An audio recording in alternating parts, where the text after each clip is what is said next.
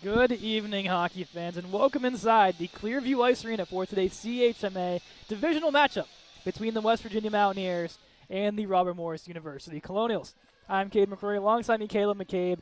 A stretch of games that were not played last weekend by RMU, but they did defeat Temple in a sweep, so they're riding the hot streak coming into 2024. But the Mountaineers always seem to give the Colonials problems. We'll go back to earlier in the season, Caleb. 1-0 victory. Reno Patrick with a shutout. Kyle Fotopoulos on the other end with a phenomenal game. He doesn't get the nod tonight. But from that West Virginia game, it, like I said, gives RMU problems. What did you see in that game? And what do you think RMU is going to focus on to get behind this West Virginia team that has struggled divisionally so far, only 3-3? Yeah, any CHMA matchup is going to be a close fought, tight matchup. Here tonight, we need to get pucks in behind the Mountaineers defensemen. They weren't the most skilled going back. They weren't the fastest. Like, our forwards were faster than them. So if we can get pucks in behind them and go in on a forecheck, I think we'll be all right. Mountaineers, as mentioned, 3-3 in divisional play, 8-13 overall. RMU even 11-11 across all division play, 4-2 divisionally so far here. The big news, though, tonight, Jeremy Jenkins is back. After a year and a half off of hockey, number 23 in white, Jeremy Jenkins is back. And for those who've not been familiar with him, he played in the 21-22 season, 3 goals, 19 points, 2 power play goals in 29 games. This is a game-changing defenseman that is being added onto this RMU roster. Much-needed defenseman, too. Yes. We had good D. We just didn't have many of them. And they were dropping very quickly and very often. So to be able to add another defenseman is huge. It is good to see. Sal DiDomenico still out of the lineup, recovering from his injury. Maybe good to go next week. Obviously a game-time decision moving forward. Alejandro Apud moving back to defense as well. A big storyline. As you mentioned, defense kind of in scarcity. So him and Rob Byrne go back. Draper goes back to forward. He'll be on a line with Corbin Ragno and Sean Patton tonight. So the forward lines get a little bit of a mix-up from when we last saw them.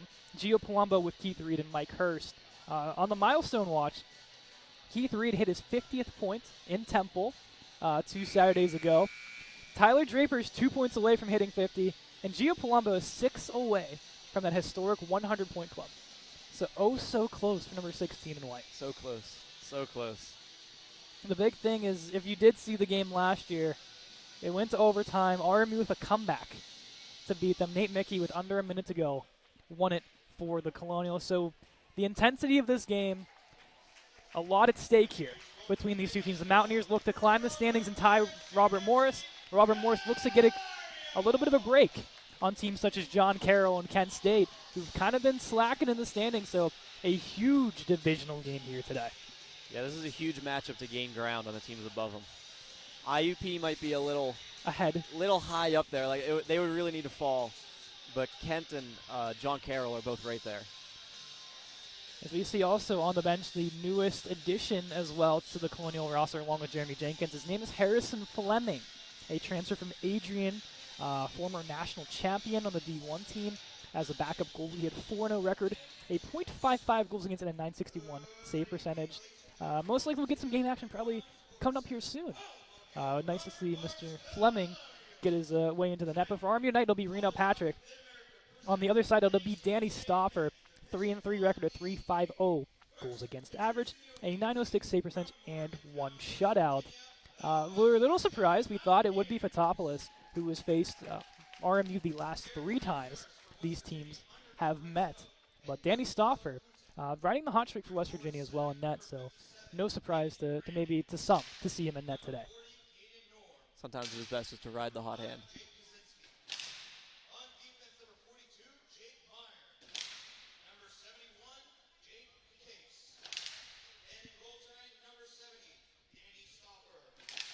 Danny Stauffer in net. And now the Colonials on the right side wearing the alternate grays today.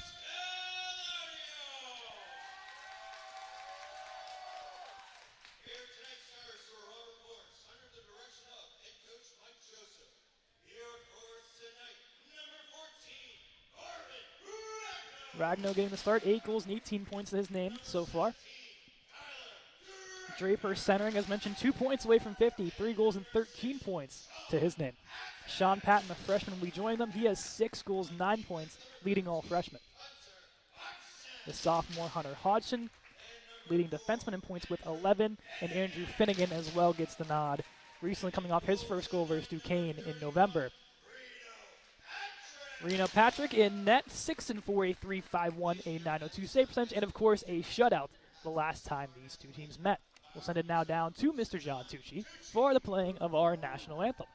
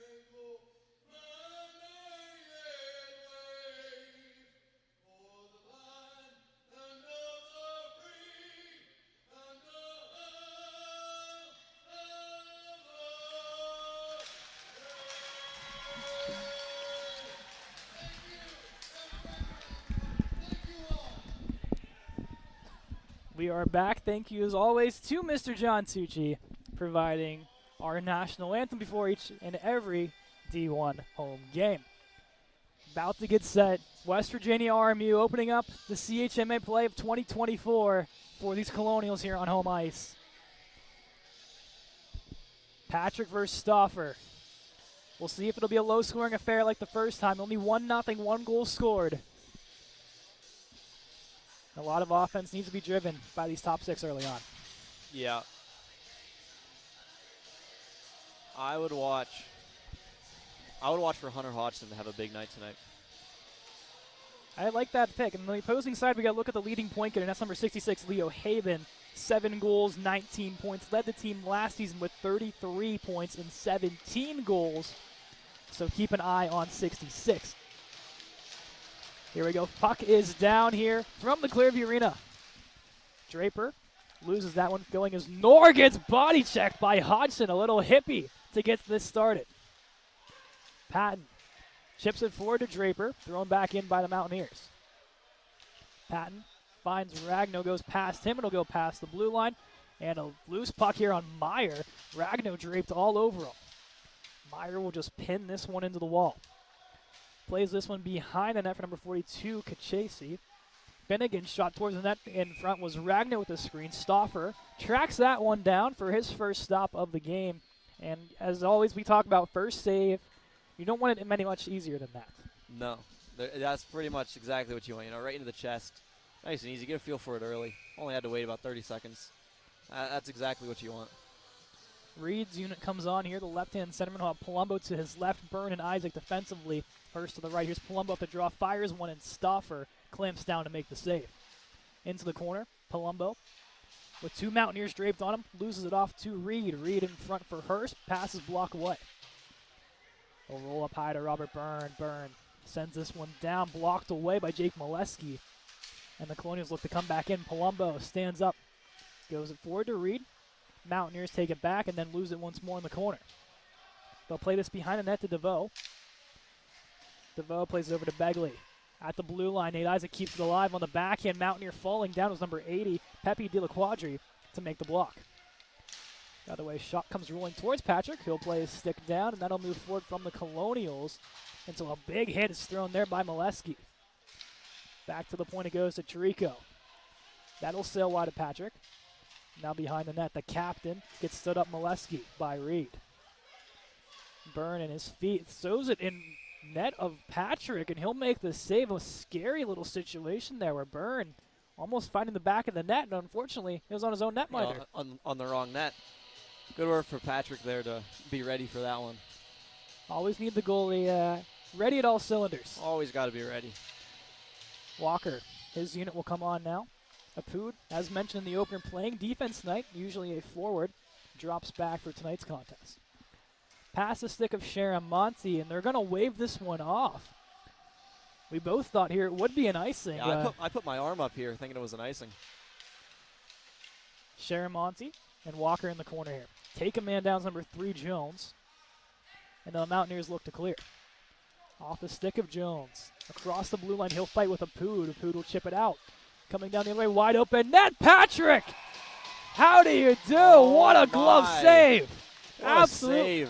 Robbery on Leo Haben. He was long and far gone, but Reno Patrick with a Save of the Year candidate. Oh, my. I don't even have any words, but that was unreal. You can see Coach Joseph in all smiles, but I can almost guarantee that the defense and the forwards are going to get an earful when they get back afterwards. Oh, yeah, they'll be yelled at. Patton looks to clear. Draper with a big hit along the wall. And some hand pass will be called as those two exchange words in front of the Colonial bench. But physicality seems to be the name of the game early on. Yeah, it always is when these two meet. Seems like any CHMA matchup, it's going to be real physical. Draper steps in against Murphy. Draper wins that clean back. Finnegan over to Hodgson. Attempts Ragno through center. Pass runs wild, and that'll be an icing here against the Colonials. Quick whistle, and the Colonials, so far, it's been a mixed bag of what we've really seen out of this team. Yeah, outside of that, the little chip there by Alley, straight back to their own, or to their winger for the pass for the open net, I don't think it's been a bad start for the Colonials. Nor gets dragged down off the draw as he fights away with Finnegan, and Draper leading the physicality from this top unit with a safe little hip check there. To the point, shot blocked away. Here comes Sean Patton on a 2-on-1 with Draper. Patton working down the right side, fires and scores. Sean Patton gives RMU the early 1-0 lead, going up high on Danny Stauffer. And we're already tied to where we were when these two teams met just a couple months ago. Took us 3 minutes in the game, we have a goal. Where was this in November or October? We wanted to make it a little scarier. Oh, of course, of course. That was a beautiful shot, though, from Patton. You get a 2-on-1, and you have a speedy winger like Patton there. Comes down the wall. Draper kind of set the screen, maybe going for the pass. Stauffer kind of bit. A little bit, yeah. We've, me and Patton have worked on that one, too. Because beginning of the year, I don't know if you remember, he had a little breakaway drought where he could not score on one to save his life. So we worked on that a little bit. Under 3 minutes in, Sean Patton gets the Colonials going off a 2-on-1. Here's Trevor Kohlberg. Moves this one out wide to Braden Martin as they'll chase this one down. They'll send this around the wall. Strutt couldn't keep it in. This will roll back. Patrick holds off there. Finnegan looked to clear. Turned over. In front of chance. Stuck away there by Hodgson. And now Braden Martin. Chips across center on net. Strutt coming down, an empty net, but Stauffer makes the initial save. Another chance for Strutt. That goes wide. That was a good idea from Strutter to throw that one back on net. Kohlberg fires one. Pad stop by Stauffer. RMU with all the possession right now. West Virginia no answers. A shot from Martin, kick save. Rob Byrne walks the blue line. Over to Braden Martin. Down low to Kohlberg. Kohlberg looking. Behind the net, gives off to Martin. Looking to clear the Mountaineers. They do not do so. Byrne walks the blue line, keeps it alive. Another chance. And now the Mountaineers can get it to center and close to too many men, but they do get off the ice. Looked like they could have called it there. Very close. Nate Isaac chips this one out. West Virginia has to touch up as Rob Byrne gets this one behind the net. He'll give off to Keith Reed. Spins away from the hit, turned over. Stick comes flying into Byrne to save a shot opportunity this time. Shot from up high, and a nice save there from Patrick. He stands tall. We'll get a whistle here at 15:39 of period number 1. It does not surprise me at all to see the Strutt, Martin, and Kohlberg line in the offensive zone the whole time. I've been practicing with them all year. They work so hard every day in and day out. They work so hard together. Here's Palumbo off the draw. He'll chip this one and chase it down. Palumbo makes the check, throws a Mountaineer into the wall. He's a little slow to get up. Isaac Jones will pick it up for West Virginia. He'll put this one across center behind Isaac and will win this battle down to the corner. Sends it around for Leo Haben. Haben's shot blocked by Byrne. Out with it comes Falzer. Up high to Haben's shot. Wide to Patrick. Walking the blue line was number 76, Barber. Loses this to Byrne. Byrne trying to skate it up. He'll give it off to Palumbo. Little miscommunication. West Virginia picks it off. A chance from Molesky, broken up by Isaac. Haben. Across. Shot by Murphy. And a helmet stop. Make it 1, not 2 here for Reno Patrick. And he's going to fix the equipment a little as him and Liam Murphy joking around a little back and forth there. It seems like the 5 Colonials that were just out there are just trying to do a little bit too much here early instead of making the simple play. And the Mountaineers have held them in their zone almost the whole time they've been out. Captain Wyatt Murphy, 6 goals, 10 points to his name. The official reading on the goal will be Sean Patton, his 7th, assisted by Tyler Draper. Draper now 1 point away from 50 in his career. So milestone watch continues from this one. But Patton, his 7th from Draper, the official goal. Into the corner, this will be picked up by Samples. Loses that to Sharamonte. Third line hops on for Coach Joseph. He'll chip this one. Pass center, it'll be down here. Connor Moran in a foot race, and he'll have enough to beat this one out. Stauffer plays this one behind the net. Mountaineers look to clear. They'll get this one to center. Purdue to Sharamonte. Steps in, gives off to Walker. Walker looking, firing, and that one hits off the iron. Flipped in there by Apu. Battle in front. Stauffer clamps down, and now Moran takes a little bit of an extra whack with Murphy after Walker gets dragged down in front. I like that decision there from Walker to shoot that on that 2-on-1. I mean, yes, he had the one-timer from Moran, but it looked like the defenseman took the pass away. So I like that shot. Just barely missed. Draper tied up on the draw. He'll win it back now. Shot from Apu, knuckles in, and a shoulder stop by Stauffer. Into the wall, Ragno. Plays it back for Purdue. Sends this one along the left wall to roll behind the net to Dan Schmidt, who gets crunched by Tyler Draper. Pass through center. Picked up by Kozinski. Works out wide at Purdue. Kozinski's shot sails wide. Down to the corner of Pood. Pins against the wall. Gives off to Draper. Sends this behind and out to Matt Purdue. Ragno through center. Off the glove. And DeVoe will touch. And we'll get a hand pass called here at center ice. And this puck will be taken all the way down into the Mountaineer zone. Free ozone draw for the Colonials. I think you'll take that any day of the week. You get a free ozone draw. And yeah. Throw the, I believe what they're called, the gold line. Is that correct? The green line. Yes. Green.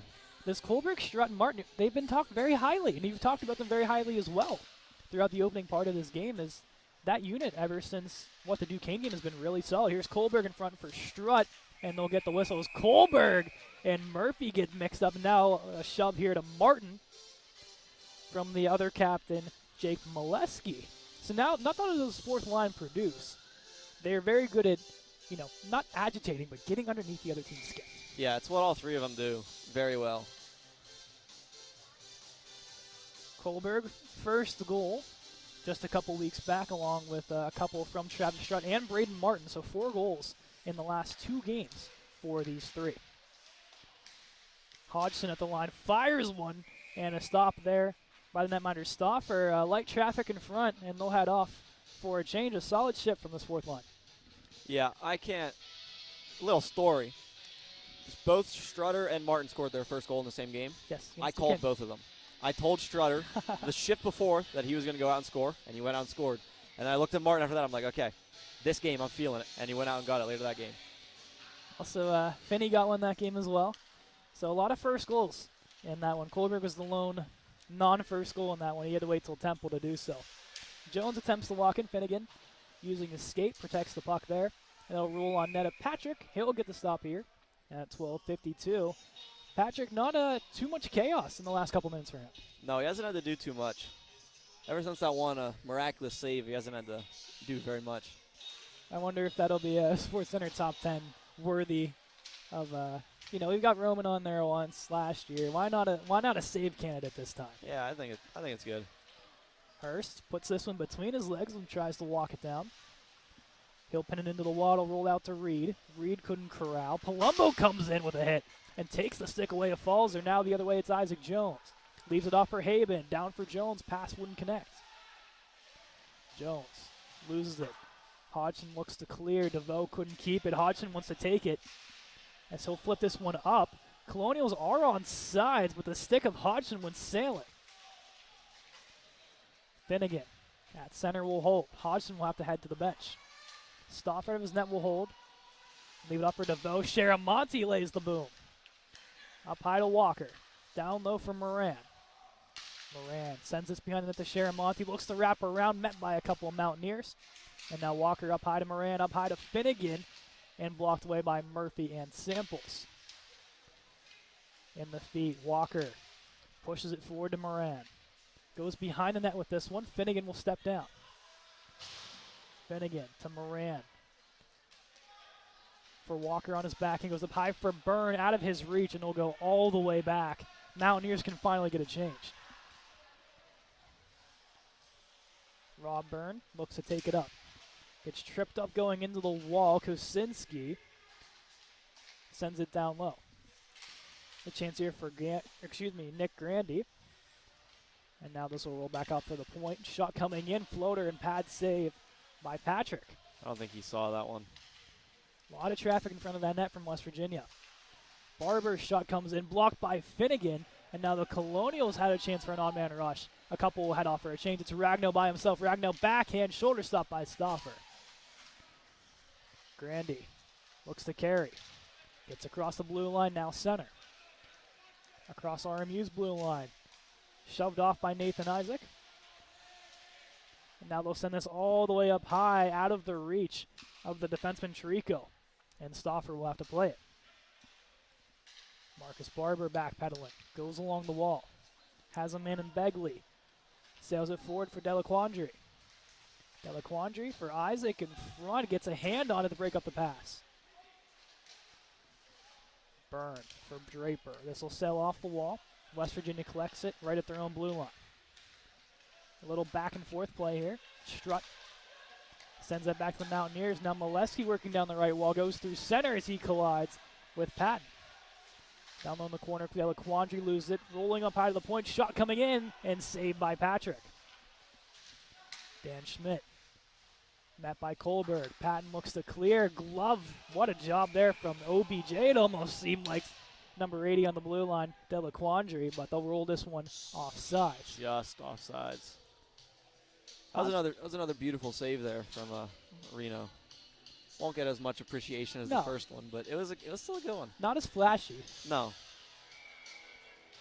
Rob Byrne is now behind the bench here in some agony and anger, as probably looks to be attended to as he's shaking his hand. So something to keep an eye on. RMU has 6 defensemen. We might see the first of Jeremy Jenkins. As I say that, he is on the ice. Jenkins takes Haben into the wall. He'll follow him a chance in front. Patrick with the glove. That glove is really feeling something tonight from Reno Patrick. New pads are doing wonders for him. Yeah.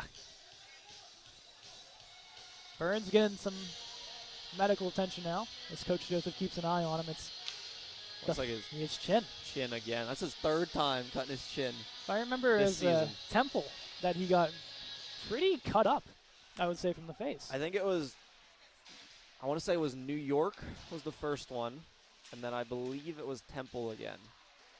He's had a rough couple of weeks here. As soon as you get back, you go to Temple. You had the stitch fiasco, and now might be getting another couple of stitches to the chin. Since he came back to defense, he's gone through the ringer. Shot rolling off the stick and wide. Schmidt will fire one, and Jenkins will look to carry it up. Jenkins for Palumbo. Palumbo got some space. Moves it forward to Hurst. Gives off to Palumbo. Palumbo looking to Reed. Reed fires one. Pad save made by Stauffer. West Virginia looks to clear. They'll get it to center as Purdue had a little trouble with it. And now dancing through is Murphy. Murphy stopped there by Finnegan. And now Hurst. Chips for Palumbo. Through center he has Reed. Reed has some room. He'll fire from up high. Blocker stopped by Stauffer. They'll look to carry up through the Mountaineers. Across blue line at center now as RMU making a couple of changes behind the play. Hodgson gets the block as he'll pin his man Taylor into the wall. Taylor still battling for it with Hodgson along with Walker and another Mountaineer player. And that'll be flipped on net to Patrick, and he'll get the whistle here. The Mountaineers look tired and a little hunched over after a couple of board battles have gone RMU's way. Yeah, it looks like they started losing the physical game a little bit here, which is the game we're trying to play here. Big, heavy, hard, fast, wear other teams down. Behind the net, the Mountaineers collect it. They'll look to go in front, blocked by Finnegan, and now Sharamonte with some steam. Gets it just beyond center. They actually waved this off. He did not have the line. I guess they say the Mountaineers were back enough to say no ice. Here's Walker. Shot rebound from Moran, laying down as Stauffer somehow getting a piece of it. So a 50-50 icing call almost results in an RMU goal. Almost. I'm not sure how he got to that one. Moran was sitting there. He wanted it.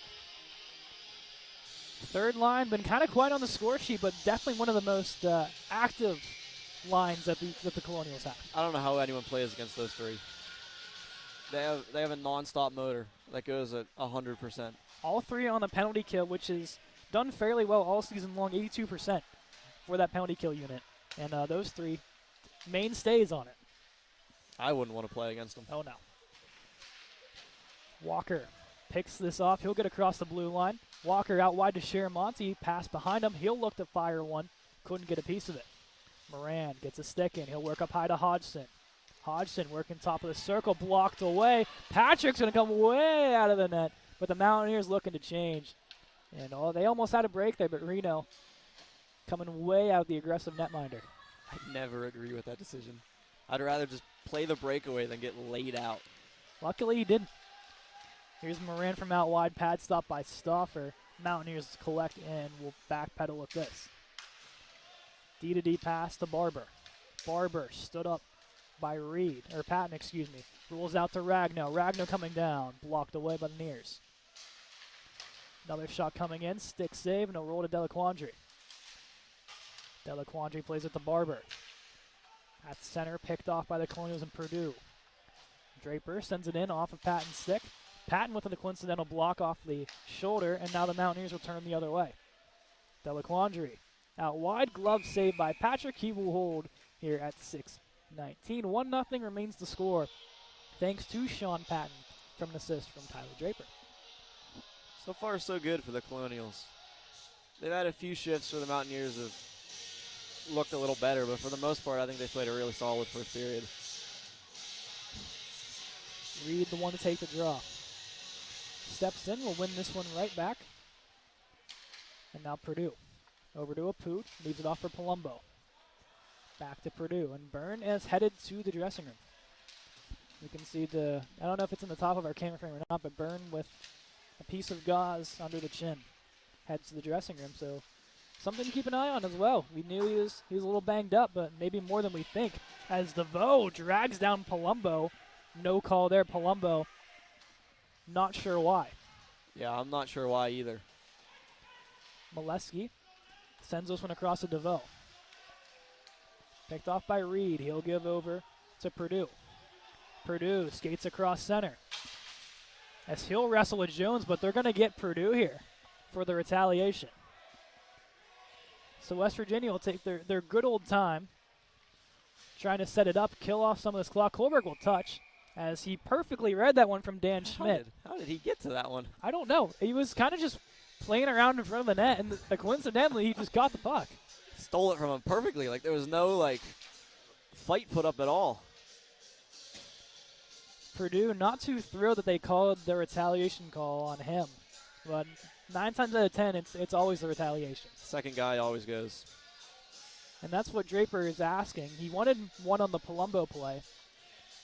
Obviously did not get it. Yeah, I'm not. That seemed like pretty, textbook definition of interference to me. But I'm not the official. We'll wonder how long, because usually there comes to a point when they'll start taking everything. And we'll see how long this leash lasts. Because usually in these CHMA games, these leashes usually go for quite a bit. Usually, yeah. But the retaliations are always something that will be called. So the power play will get to work for West Virginia. It'll be Sharamonte, Moran, Hodgson, and Finnegan. The penalty kill, as mentioned, 82% on the year is this penalty kill. Off the mask of Patrick, that'll sail up. Molesky couldn't handle, and a check from behind. And that one will be called against the Mountaineers. And we'll get some 4-on-4 hockey for 90 seconds. Calling it for interference. I believe so. Interference will be the call to Nick Grandy, I believe, will be the one in the box, number 57 in blue. There's some 4-on-4 hockey. Molesky, the captain, wondering why. But I think for both captains respectively, it gives and takes. Maybe this leash is a little bit shorter than what we thought. Maybe. I'm 100% sure eventually they'll hear it from Coach Joseph. Into the office he'll go, is his favorite spot. Yeah, I'm sure one of the 3 officials will hear something from him. Yes. So 4-on-4 hockey. Hodgson coming down, fires one, pad save, rebound is there. Hodgson scores! Wide open, back door, Hunter. Hodgson on the 4-on-4 makes it 2-0 RMU. Beautiful. Beautiful rebound. Perfect shot. Get his own rebound. Hit the open net. There is a lot of space. I'm not sure what happened with, I think Stauffer might have collided with one of his defensemen that left the net that wide open. I'm not sure what happened, honestly. It almost seemed like a Patrick play where maybe he just got a little too far out of his crease. Yeah. Came out a little too far. Perfect. Almost like a pass off pads back to himself. Hodgson gives RMU a 2-goal lead here under the 5-minute mark on the 4-on-4, and we're still going to get a lot of 4-on-4 time between these 2 hockey clubs. Here's Caden Knorr coming down. Finnegan gets a stick in. Hodgson just flies into the net. I'm not sure if he lost his footing or what. We'll get another whistle here. Leave a minute 5 of 4-on-4, and then a small and shortened RMU power play. Yeah, only roughly, 20 seconds? Yeah, just about. 21 seconds? Something like that. Yeah. I'm not the greatest at math. I got it close enough. I'm happy with that. 30 seconds. Okay. Yeah, there we go. I was thinking back. I said 90 seconds when we started, so yeah, 30 seconds. Oh, yeah, 30 is better than 90. Yes. So here's Hurst. He'll send that one in. And now Ragnow chasing. He'll throw that one in. Ragnow tied up. Hodgson gets credited with the goal, his 4th of the season. And no assist added on. So Hunter Hodgson's 4th on the 4-on-4, unassisted. Hurst holding 30 seconds now on this 4-on-4. He attempts to shovel this through center. Did not get enough steam on that one. Yeah, that's not what he was going for. Finnegan throws this one in. Out of the net coming Stauffer to stop this one. West Virginia seemingly with one more rush on the even strength. Here's Molesky coming down. Stick away by Apud. Palumbo checked from behind. Nothing there, and here's Keith Reed one-on-one. Reed dancing through center, shot blocked by Meyer. Apud stepping down. Apud behind the net, losing it. Power play for RMU for 27 seconds. Finnegan to Apud. Apud fires one into the breadbasket of Stauffer, and the RMU power play can now get set with the last 23 seconds to go. Clearly, West Virginia highlighted some of the top players from the Colonials, because I've seen Palumbo hit from behind or interfered with 3 or 4 times now. He's questioning it now with the official. Yeah, Palumbo's one to always make sure that he gets a word in, to make sure, he hears his side of the story. Always. Falls start off the draw. And will we get RMU some added time here on the penalty? We had 21 seconds. Will we get up to 23? Or this will be 2 dead seconds? It looks like it'll be 2 dead seconds. Looks like it, yeah. Palumbo to Reed up high. Playing catches Purdue and Reed. Purdue gets blocked away. Palumbo gives this off to Purdue. They look to set up. Off the skate of Palumbo into the zone. Not enough time to set up, and that'll do it for the RMU power play. Unsuccessful in this one. Patrick way out of his net. Gotta get that pass a little stronger than that. Sharon Monty attempting to go around. Blocked away by Meyer. Purdue will hold. 2.5 to go. 2-0 RMU. Purdue goes out wide for Moran. Moran across center. Sends this one in. Stauffer comes out of his crease. Pulls on the brakes, goes backhand. Patton and Draper in to collect a couple Mountaineers. Grandy for Kosinski. Good choke this out of the zone, and now Hodgson. Across center. And we'll send it in. Ragno a little too soon. RMU offsides. They do touch up. Sent down by Kosinski. Not enough for an icing. Finnegan. Across the blue line to Draper. Draper coming in. Drops off the Patton. Patton shot. And a blocker stop. Patton one more try. That goes over the head of Stauffer. Hodgson reaches a stick in, strips off of the Captain Moleskis. He gets lit up by Tyler Draper in front of the Colonial bench. Dangle move put on by Patton. He has Ragno at center. Ragno gets the line, chips this in. On net, stick save by Stauffer. 1:20 to go here in period 1. Up high to Jenkins. Jenkins walking down with it, looking, fires one pad stop. Kohlberg puts on the brakes behind the net. Goes out wide this one to Travis Strutt. Down low to Kohlberg. Kohlberg walking with it. Goes behind the net once more. 1 minute now. Jenkins walks the top of the blue line, fires one on net. Shoulder stop made. Barely. I don't think he saw it. We'll go up high to Jenkins again. Jenkins holding. Down low to Kohlberg. At center, he has Martin. Goes through to Isaac. Isaac fires one, goes wide. Kohlberg behind the net now. All RMU from this fourth line. Jenkins fires one deflected by Strutt. Rolls just behind. Martin lays the check. West Virginia looks to clear. They do have a lane through center at Delaquandre as he'll tumble to the ice. And now a chance for Travis Strutt. Strutt coming down. Fires. Blocker stop by Stauffer. Good shot there from Strutter. Meyer looks to clear. Haven can't get it. At the blue line, Isaac holding. 15 seconds to go. West Virginia finally trying to get this one out. Pressured by Strutt. Almost strips that one away. Falzer will send it in. Apood. Foot race with Jones. Jones puts it on the backhand. RMU looks to eat it. They will. And that'll conclude period number 1. You wanted a crazy game. You got one. 2-0. Probably should not be 2-0, honestly. The Mountaineers had multiple good opportunities. Just something about Reno playing his old team. It's we forgot to mention that in the opener, didn't we? That Reno Patrick is a former West Virginia University student. Former Mountaineer, yeah. So a 1-0 shutout victory in his first game against his old team was something he was very happy and very excited about. So something he's looking to build on. And what's better than 1-0? Well, 2-0 after 1. 2-0, yeah. The recap after 1 here. Sean Patton has mentioned 7th goal of the season, assisted by Tyler Draper for his 49th career points, 1 away from 50, and then Hunter Hodgson on the 2-1-0 puts home his 4th of the season. And that's how we got to 2-0. Just going into the intermission here, Caleb, what do you think have been the strengths of this RMU team and the weaknesses that they have to address here in this first intermission? The forecheck has looked great so far. Once they can get the puck from their blue line out, they've looked great. They need to do a little bit better on the D-zone coverage.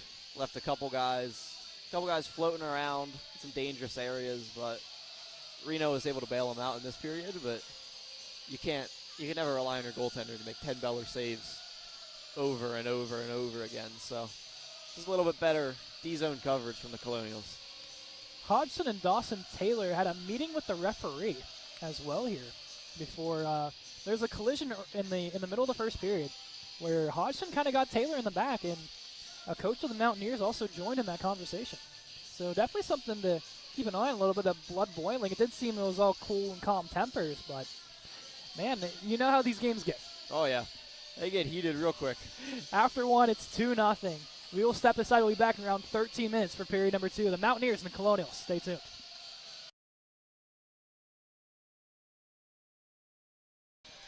Period number 2 is a go here from the Clearview Ice Arena. Cade McCrory alongside Caleb McCabe. 2-0 RMU. And we were kind of joking around in the first period when we said that it wouldn't take long until Coach Joseph went to his office to talk with the referee. And as soon as he went onto the bench, right over. Yeah.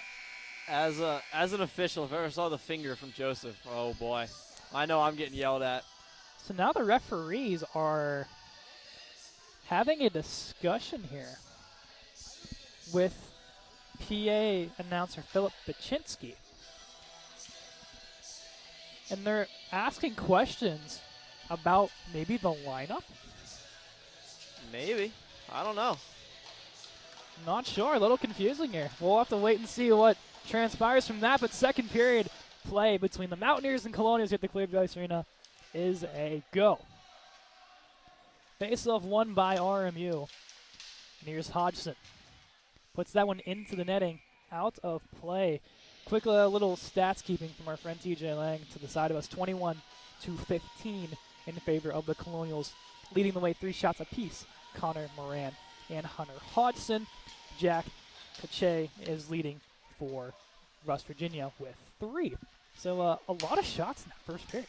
Yeah, they were a lot of shots. And little something to be careful for the Colonials. It's been a trend, but at least before, during the first semester, to have a really strong first period and then follow it up with a really bad second period. And usually you build up a lead and then it goes away because of an awful second period. So let's hope we're able to avoid that. Stuck in their defensive zone here for the beginning parts of this second period, kind of leading into maybe the theory that has going here in the second period for the Colonials. Yeah, it's not looking great so far. Icing waved off. Stauffer comes out with Hirsch chasing. They'll get the puck away to DeVoe. DeVoe at center through Rob Byrne, who's wearing number 2. Huh. Interesting. Maybe that's what the officials were talking about. Anyway, here's Mike Hurst. 2-on-1 with Reed Hurst. Out wide to the right. Fires one. Goes wide. But good to see Rob Byrne back in, and they're gonna got him for too many men. Yeah, they got him. Isaac was having a little bit of trouble getting off the ice. Hodgson stepped on, and too many men on the ice. I think Hodgson was coming for a change, then he saw that puck rim around the corner. And I saw Isaac try to jump back off the ice, but it looked like he missed a little bit. And Trevor Kohlberg does what he does best, and he will serve the 2-minute minor for too many men. Poor Kohlberg. He has poor been Kohlberg. In the box quite a bit for penalties that were not his fault. Yeah, had nothing to do with him.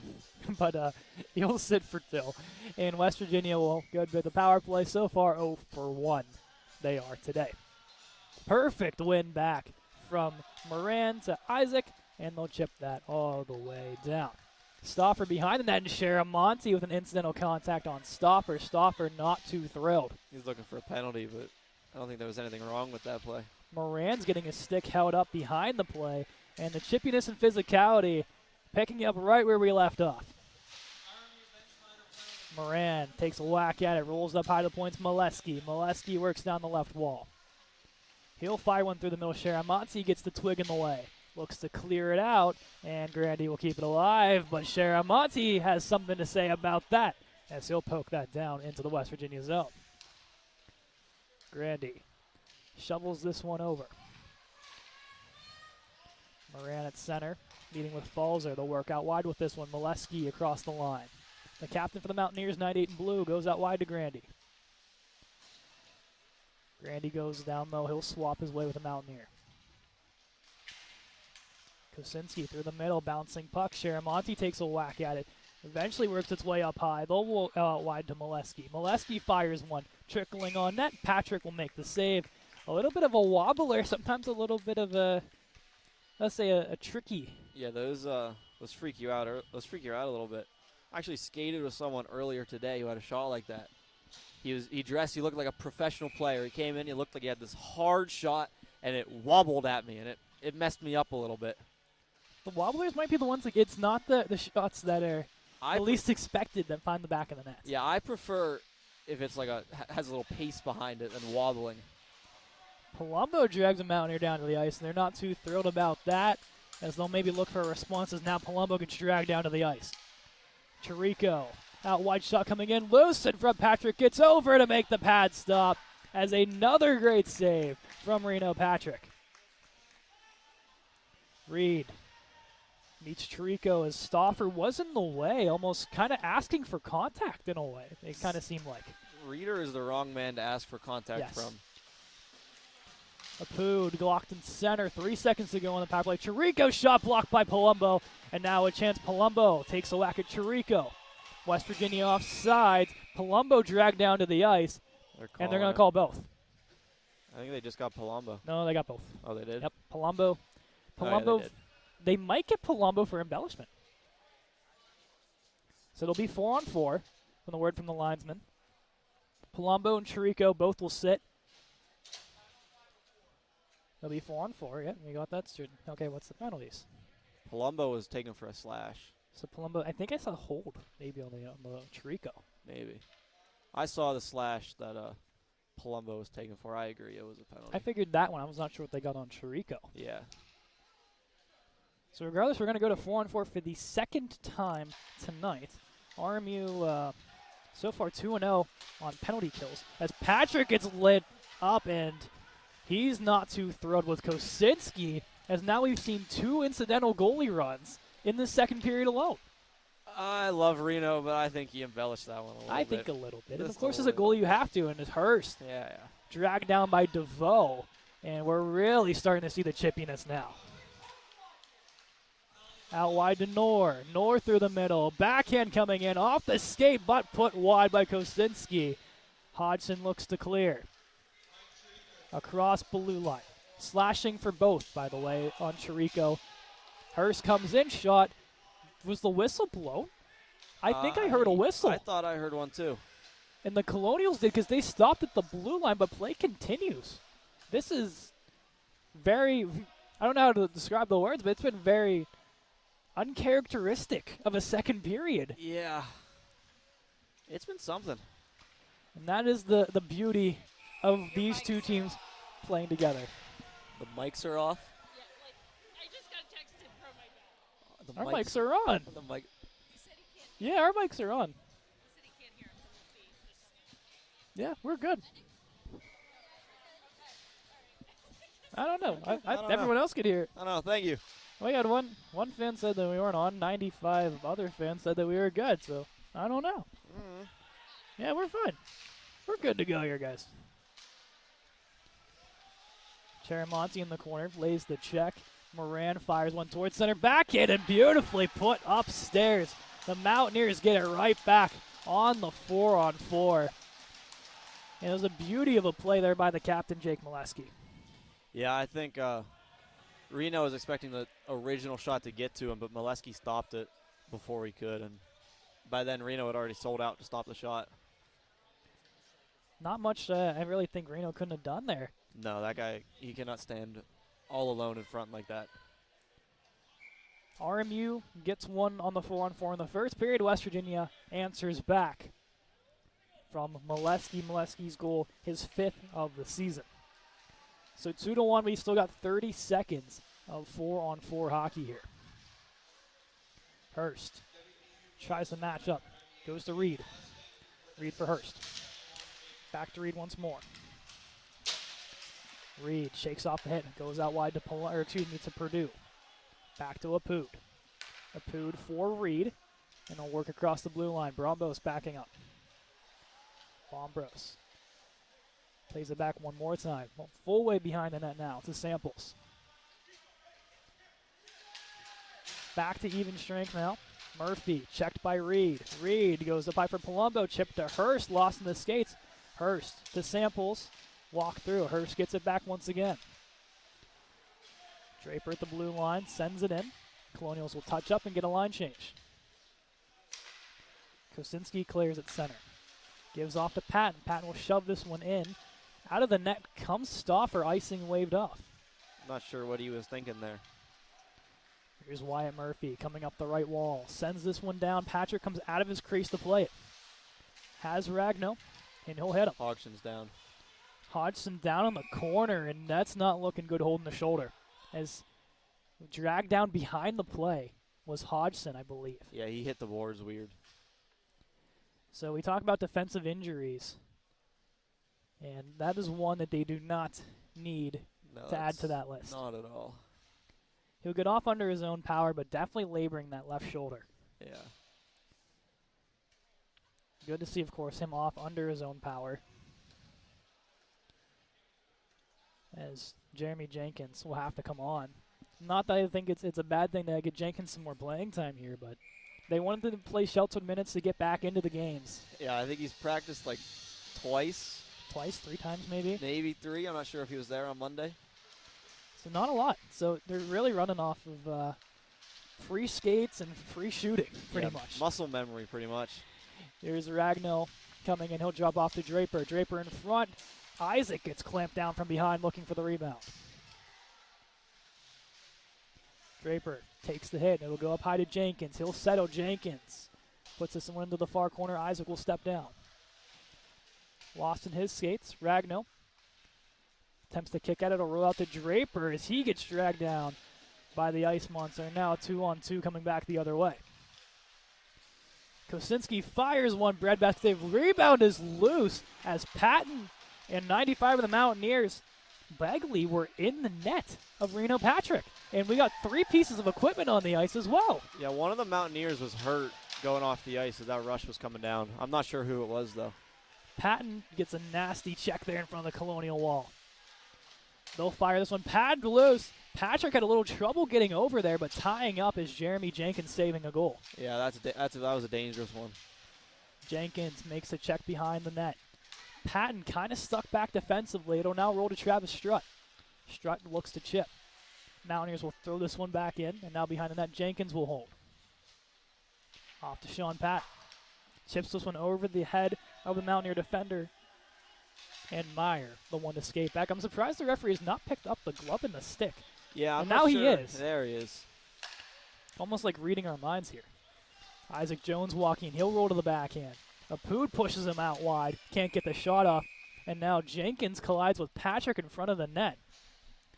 And the net will come off its moorings after a chaotic last 2 minutes. Yeah. We'll finally get a whistle. The physicality is starting to pick up a lot. This is starting to look like CHMA hockey. Both teams have been absent from CHMA hockey for a couple weeks now, so it's talking about a period to get used to this. Yeah, get back into it. And if you're an RMU fan, you got 5 more of these to come after this, including tomorrow at Kent State, which is a very tough barn to play in. Mm-hmm. Great student section there. Ours, not so much. No. Up high to the point. This will roll past the net of Hood, helping direct that one wide. Laying the check down is Purdue. It'll roll to Isaac Jones. Jones pulling back. Strutt gets a stick in there. Kohlberg attempts to push forward along with Strutt. More help coming in from both sides. Whack that one more time. It'll roll out, and Chirico will have to turn and throw this one in. Apud stepping up makes the check. Kohlberg on his backhand. Fires this one forwards Martin. Apud tied up. It'll eventually roll out. Now Martin at center couldn't corral.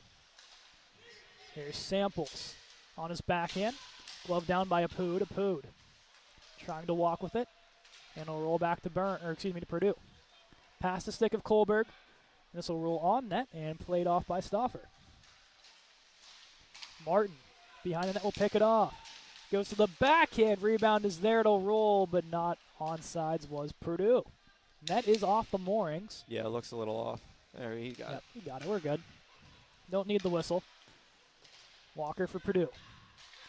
Purdue skying it off the stick of Marcus Barber into the netting, and then it'll stay an offensive zone draw for the Colonials. 10:40 to go, 2-1 RMU. You could hear Moran streaking down the middle of the ice there. He wanted that puck very badly. I could hear him calling for Purdue. And in good news, Hunter Hodgson is back on the ice. Shoulder seems good enough to go. Hodgson comes back, and thankfully so if you're a Colonial fan. Yeah, he's a warrior. He'll play through just about anything. Bombros attempts the clear. Finnegan stepping up keeps it alive for the Colonials. Back to Finnegan. Puts one on net, blocked away by the Nears as they'll look to clear. Dangling is Meyer. And it'll roll to center. It's Grandy across the blue line. Finnegan with the hip check sends him flying into the wall. Walker puts on the brakes. Finnegan collides down there. Walker to the ground. Sharamonte comes in to help. Wants to take it behind his own net. And Knorr will pick it off. Knorr, backhand, goes up high to Meyer. Meyer fires on net. Free deflection goes wide off the stick of Kosinski. Grandy plays it down to Kosinski. Heads go up high. Meyer towards the net. Pad saved by Patrick. I just missed the stick of a Mountaineer. Meyer to center. Grandy on his backhand puts this one into the Colonial zone. Hodgson skating back with it. Sends his hard around the wall to Sharamonte out of his reach, but off the bench calls Michael Hurst. Hurst looking, has Sharamonte, fires one, goes high and wide. Reed from way out wide. Send this around the wall. Through center. Byrne will pick it off. Byrne attempts to go to center. Picked off the pass. Sharamonte, who's trying to go for a change. Shot coming in. Way off the blocker. Over the netting and into the stands. Almost took out a fan behind the net. I think you're pretty safe back there, but... One would think you're safe. Yeah. Apparently not. Always got to be ready. Everyone in the rink. Still taking some getting used to seeing Rob Byrne at number 2 and not 24. Yeah, number 2 is a little weird. I'm assuming it was a jersey issue. Would be my guess. Or maybe bled on it a little bit. Maybe. Which I don't believe you're allowed to have, like, showing blood on your jersey. That's probably it, if that is the rule. I know it's a rule in professional. I'm just not sure about in the ACHA. Stauffer out of his net. Palumbo, oh, so close to picking that off. Nate Isaac just beyond the blue line. He'll send this one in. Rolls off the end wall. Palumbo chasing. Reed goes to collect. Couldn't do so. Now Byrne has to backpedal. And now a chance for the Mountaineers the other way. They got numbers. It's Molesky coming down, fires, and blocked by Isaac. In the corner is Begley. This will roll up high now to Barber. Barber behind the net once more. Chance comes in front, cleared out of the way by the Colonial defense.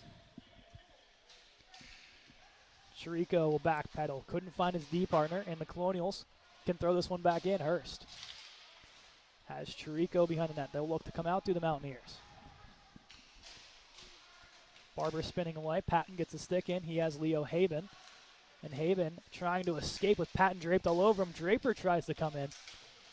And the puck stuck along the Colonial bench and now played down by the Colonials. Off the back of the side of the net, excuse me. Mountaineers still trying to get out of here. Jones plays this out wide. Has Falzer. Has a high to Jones. Fires, putting down the wickets is Patrick, and an extra whack, and Ragno quickly wrapping up Jones for no extra whacks. That was a nice little passing play from the Mountaineers. From the cross-ice breakout pass to the little through the triangle pass. I like it. Mountaineers have looked a lot better with their breakouts and offensive zone pressures. Yes, they've looked a lot crisper in this period. Two right-handed centers. It's Walker versus Murphy. Walker with the first warning. Sharamonte will step in. Walker now allowed back in. Never mind. Wins this cleanly back to Purdue. Apoud lets it go through to Moran. No roll right back to Apoud. Looking to clear. Shot coming in. Trailing and saved by Patrick as Samples throws Moran down. Chipped behind the net. Purdue Couldn't get it through. Walker racing with Meyer, but Meyer just a step ahead on that one. Walker really putting on the afterburners there to try to beat him out. I don't know how anyone plays against these three as a line. All three of them, I swear, could hit 20 miles an hour skating. Easily. Like at top speed? Yeah. Whew. Skating down the ice like that. Like, I don't know how. And they're always going at 100%, 1,000 miles an hour. Like, I don't know how anyone plays against these three. I would hate it. Behind that, Purdue tied up with Kosinski. Walker up to Moran. Rolls this back to Apud. Has Sharamonte. He'll flip that one down as he tumbles to the ice. Meyer looks to clear. Past Walker, coming on the ice is Hodgson to retrieve at center. Hodgson flips this one to the far wall. Kohlberg to retrieve. He'll fire one, rolls behind the net. Knorr. Big hit. Yeah, huge hit there thrown from Sharamonte. Meyer goes D to D. Strutt avoids the check. Finnegan to retrieve in his own behind his own net. Strutt forces the turnover. It'll go to Braden Martin. Now to Kohlberg. Across the blue line, they'll give and go. Strutt spinning away and tries to get it across, but the Mountaineers take a whack at it. Strutt putting a little bit of that skills display on protecting that puck. He's been getting more and more confident the more he plays. This will roll past the blue line. They'll just chip it in to the Mountaineers. As Finnegan will take his time to set something up for RMU. Hodgson to Kohlberg at center. Kohlberg streaks across and in across the blue line. Has Strutt. Strutt will take it into the corner. He's tied up. Martin attempts to come in. It'll roll out to Dan Schmidt. And the lane the other way is Finnegan lining his man up. And now a lot of extra pushing and shoving as Schmidt goes right after Finnegan, way up high on that. And surely both will go. Yeah, both almost have to go. As now Hodgson's going to get into it a little bit here at Della Quandre. So they'll have to talk about this one. But Schmidt heads to the box. Finnegan will head to the box. That is for sure. Yeah, Finney's going for that one. They might. I'm not sure what they're going to give Finnegan, but Finnegan was saying that the puck was there when he lined up the check, and that's what he's going to try to argue to lessen this. I don't know if he can lessen it, honestly. It's not going to be coincidental, so it should be 4-on-4. Yeah. They were two separate incidents, so they won't be coincidental. So Draper and the other captain, Molesky, will talk. Saudi Domenico is being asked to come down from the press box to the bench. I'm not sure for what. A lot to figure out here. Of course, 4-on-4 will be the possible here. Yeah, that's what I would put my money on. It's not, there's also the possibility that Finney gets 2. Yeah. I don't know. It's going to be interesting to see what they decide. 4-on-4 looks like.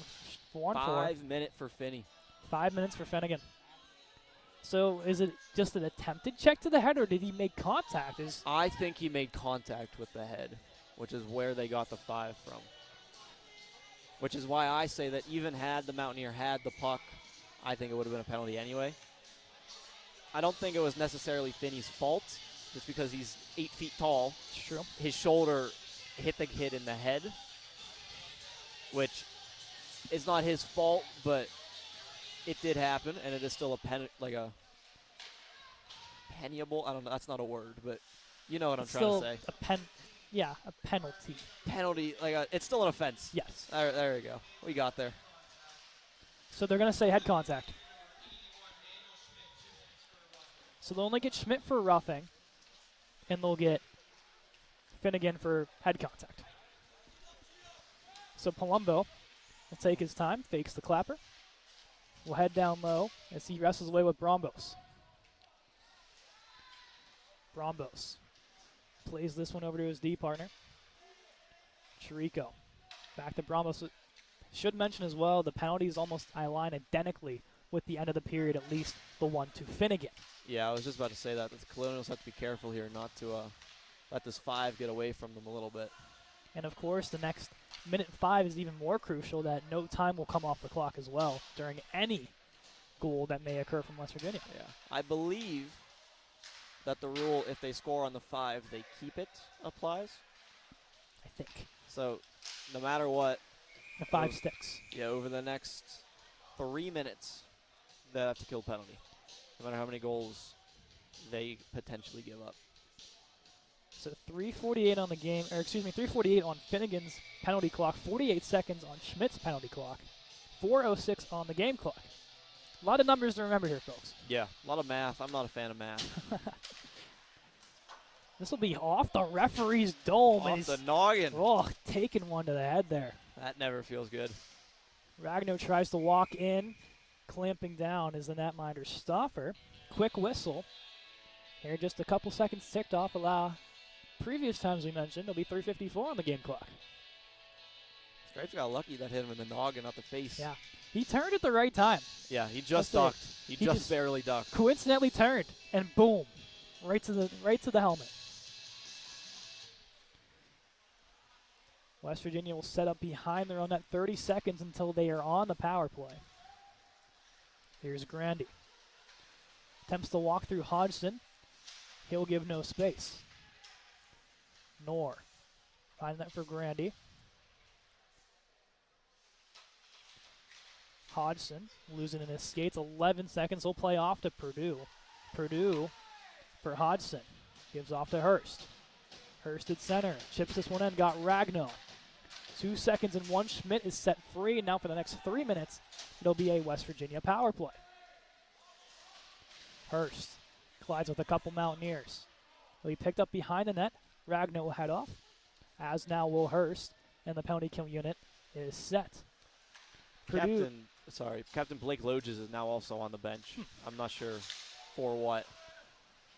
Attempted hit by Sharamonte. He's without a stick, so technically call it a 5-on-3. Shot coming in, save made by Patrick. Rebound is there, kicked away, and now cleared by Connor Moran. Sharamonte with a beautiful stick throw there from the Colonial bench. On the money on that one. Just a drive-by. At center, Haben will chip this one in. Falzer pinned against the wall by Hodgson. Haben on his backhand. He'll head up high with it. Meyer. Down low. Looking to find the perfect pass right now. Now under 2 minutes of power play time do the Mountaineers have. Purdue wrestling. It'll roll back up high to Haben. Haben. Through the middle. Falzer attempts to get a stick in. Moran will beat him. Attempts to clear the blue line out wide by Haben. Haben shot coming in. Rolls off of the shoulder of Patrick. Isaac Jones on top of Connor Moran. And Isaac Jones will head to the box. Will Moran as well? It looks like they're going to take both. Moran got up with his arms in the air, so usually that means he's going to. So the 4-on-4 fun will not commence this time around. It'll be 4-on-3. Or will it be coincidentals and we will stay 5-on-4? I'm wondering if they were going to be coincidentals. The fun of the game. It'll be 5-on-4. 5-on-4. Yep. Coincidental minors. Let's say it's about as much fun as we had on that 5-on-1. As Coach Joseph wants to talk. They're not going to get it. Nope. They'll at least get the line change they want. So a minute 50. Neither player will return for the rest of the second period. As RMU looks to continue to try to kill off this penalty. Walking in, shot coming in, going, bar down. A beautiful shot and finish by Nick Grandy on the power play, his 9th of the season. Will tie this game up at 2. That was disgusting. That was a beautiful move in and then a perfect shot. You couldn't really draw it up any No, better on that no, you one. you couldn't have executed that one any better than they did. And now key for the Colonials is that they're still short for another minute and 23 seconds. So you have to put a stop on this right now. So minute 23 of shorthanded play, and only 17 seconds after that of even strength until the end of the period. I think for Coach Joseph's squad, they just need to get out of this period. Yeah, they need kill the rest of the penalty, kill the last minute and a half, and just get back to the locker room tied 2-2. Don't let this escalate any further out of proportion than it has to. Second period curse continues to live on for the Colonials. Here's Knorr coming in, shot saved by Patrick, lost in the equipment, and now will be cleared by Palumbo on net. 50 seconds now on the penalty. Mountaineers look to move forward. It's Grandy. Fresh off the goal. He'll send this in. Hodgson quickly out and on net. Stopped by Stauffer. Palumbo almost beating that one out. Molesky through the middle. Alone there was Murphy as he's crunched by Purdue. Through the middle. Pass wouldn't go. 20 seconds now to go on the penalty. Hodgson for the clear. He got it. Maybe one more rush here for the Mountaineers. Murphy on net, stick save made. 4 seconds, 3-2. Purdue, or excuse me, Finnegan set free. Chance in front. Purdue clamps down. Now Palumbo. 15 seconds. One more rush. Has Sharamonte 2-on-1 with Draper. Sharamonte fires one. Save made. As now some pushing and shoving. Nothing we're not used to. Is now Draper grabbed from behind in front of the net of Stauffer. 8.2 seconds left here in period 2. Can you tell these two don't like each other very much? Nope. It's been everlasting. You could not have been on the team last year and still have the same hatred for one another as a person that's played on that team for 4 years. It's just a passed-on tradition between all CHMA hockey clubs, pretty much. Pretty much. Official goal reads Nick Grandy, his 9th on the power play, assisted by Caden Knorr and by the captain, Jake Molesky. Molesky up to 2 points now on the day. Off the draw, Pood. Down low to Ragnar. They got 3 seconds. Draper in front, no one home. And that'll do it for period number 2. All knotted up at 2 are these two hockey clubs. And the second period curse of the Colonials continues to drive them a little bit crazy. Yeah. Yeah, not a good period from the Colonials. And unfortunately, what I said at the beginning of the period ended up being right. The commentator curse strikes again. Yeah. It can't really be a commentator curse because I've lived it myself. That's true. That's true. I've been through it multiple times. A great first period, and then it falls apart. Really, they need to just get back to the basics. In the first period, they kept it simple, put pucks in deep. I mean, all the cliches you can think of. Pucks in deep, pucks on net. Like, they were hitting people, they were playing fast. They just need to get back to that. Just keep it a little bit simpler. Mountaineers striking quick with 2 goals. Thanks from Jake Molesky and Nick Grandy. We have 15 minutes on the clock in the intermission. It'll be an eventful third period. These two always come down to the wire, don't they? It's the Mountaineers and Colonials. We'll be back in 14 minutes with period number 3. Third period hockey. It's West Virginia and RMU, a CHMA showdown. Here at the Clearview Ice Arena, I'm Cade McCrory alongside me, Caleb McCabe. We're not at a 2. This third period, you expect energy, you expect physicality, you expect these chippy little plays behind the play here. It's going to be insane. It's going to be crazy, just like every West Virginia RMU game is down to the wire hockey. It is exactly what you want as a hockey player. These are games that are most fun to play. These mean more. RMU looking to get out early. Have done very well coming back, either tied or down going into the third period. Just a reminder from last year, West Virginia had a 2-goal lead that RMU came back from in the mid-third period, followed by an OT winner by Nate Mickey, who is in attendance tonight, by the way. Alumni game happened earlier, so a lot of players from that former team are here in attendance, including Kevin Mackey, Parker Rutherford, Justin Adamski, Christian Pellegrino, and many, many, many more. Update from the other rink as well. RMU D4 up 4-1 on Cal University. Andrew Keel, who's usually on the mic with me, in net for that one in his first career start. So congrats, Andrew. His first start? First start. Huh. There we go.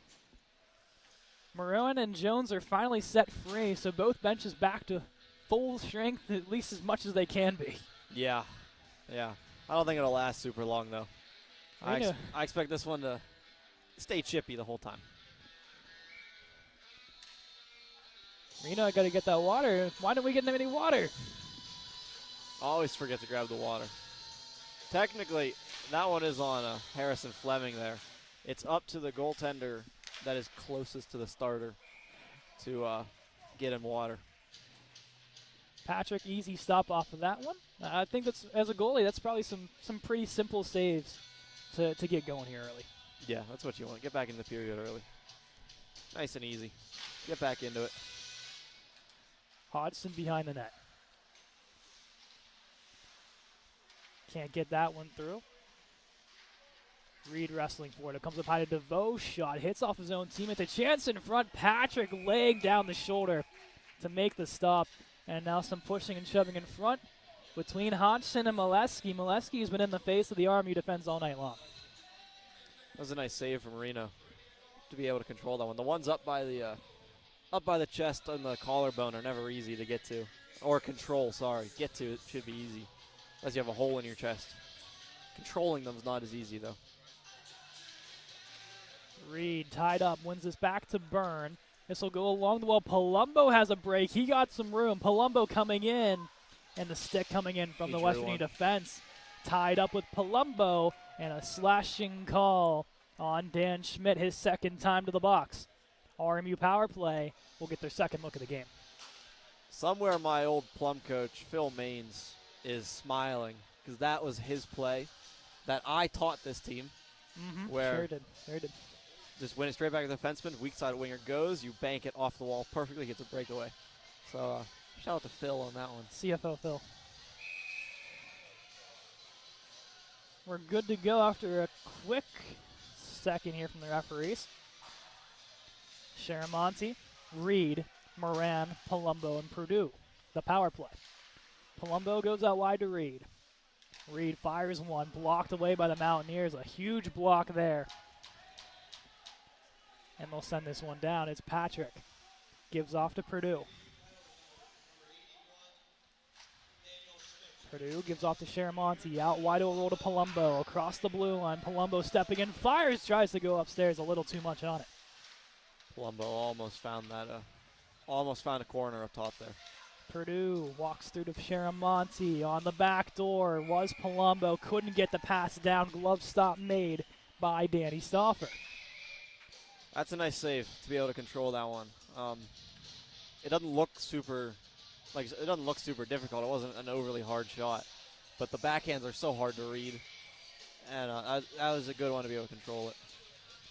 36-32 were the shots in favor of West Virginia throughout this game. They actually put out a boatload in that second period against the RMU defensive core. So shots pretty much even now at this point, where it kind of seemed lopsided in the first period. Yeah. They're probably about even at 36 now, 37 maybe. Pass Finnegan all the way down. A minute gone on the penalty to Schmidt. Patrick will leave this off for Hurst. Hurst goes out wide to Ragno. Finnegan sets the screen. Ragno working his way and rolls behind the net with this one. Goes up high to Finnegan. Bounces off his shin. And will be sent down by the Mountaineers. Patrick will leave it off. Reno wanted to send that one up far blue line, but I think Hurst yelled at him. Said, don't do it, don't do it. Hurst out wide to Finnegan. Chips it in from the blue line. Ragno the first to it. Chips behind to Hodgson. Goes around to Molesky. Hurst will pick it up. Hurst leaves it off, no one home, and sent back down by the Mountaineers. And that'll do it for that penalty. 0 for 2 are the Colonials so far. Patrick leaves off for Finnegan. Still not up at 2 here, approaching the 4-minute mark gone of period 3. RMU couldn't split the defense. Here's Molesky the other way. Molesky coming down to the backhand. Tried to go for Haben. Rob Burns picks it off. And now a 3-on-2. Moran to Sharamonte. Sharamonte goes across, broken up. Moran turning and shooting blocked. Once more Moran, one more time. Shoulder save made by Stauffer as Moran gets thrown down after that attempt. Stauffer just got to that one. If he was half an inch shorter, that's going bar down, and Moran has the go-ahead goal. But he just made it, just got his shoulder up there for that one. Walker tied up. West Virginia prevails out of it. Haben out wide to Jones.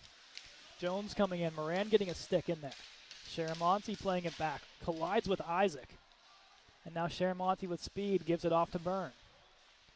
Of course, Rob Byrne wearing a different number for periods 2 and 3. It's number 2 now. Here's Sharamonte coming down, tied up as he had Moran wide open, but tied up beautifully there by the Mountaineers. He never got a chance to make the pass. Mike Chirico all over him. Haben coming in, fires one. Patrick clamps down. He'll make the save here at 15-20. Still not at 2. No team really giving an edge either way. No, it's been pretty even so far through the first 5 minutes. Someone's going to have to make a play and pull ahead. The Reed unit comes out, Palumbo and Hurst. Palumbo a little quiet offensively today. Not too much, too many shot attempts really coming his way.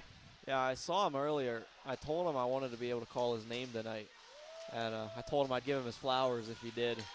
But I haven't really gotten the opportunity to. Palumbo's a man that plays with intensity, so you know he's not going away quietly. Oh, no, never. Palumbo, he'll leave that off for Reed, still on sides with the Mountaineers.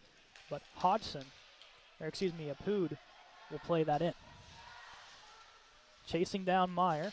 Turned over to Palumbo. Palumbo crashing in for Reed. Shot rebounds blocked. Apud tying up the stick. Mountaineers push off. Apud just gassed on the ice. Purdue back, stepping up, and makes the hit on Kosinski. Reed looking. He'll drop that one back to Purdue. Turned over to the Mountaineers. Reed will regain it. Puts on the brakes. Has Hurst. Chips it forward. Martin chasing down. Caught in the skates of Schmidt. And will roll out now to DeVoe. Purdue fires one, rolling off the stick of DeVoe, almost on net. Could have been a chance. Almost caught. Ooh. Kohlberg shot, pad save by Stauffer. Martin and Strutt collide for a hit. Kohlberg sends it into the corner. It'll roll behind the net now for Schmidt. Turned over again, Kohlberg. Denied by the Mountaineers.